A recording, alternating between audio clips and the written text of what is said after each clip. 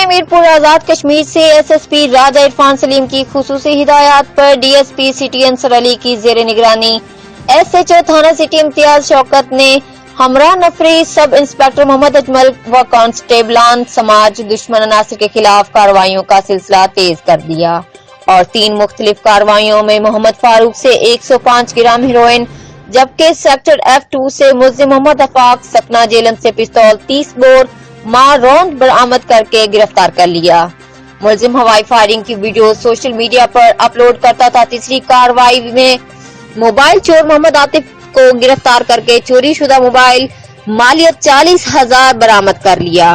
S H O امتیاز شوکت کا کہنا تھا کہ سماج دشمن عناصر کے خلاف سخت کاروائیوں کا سلسلہ جاری رہے گا۔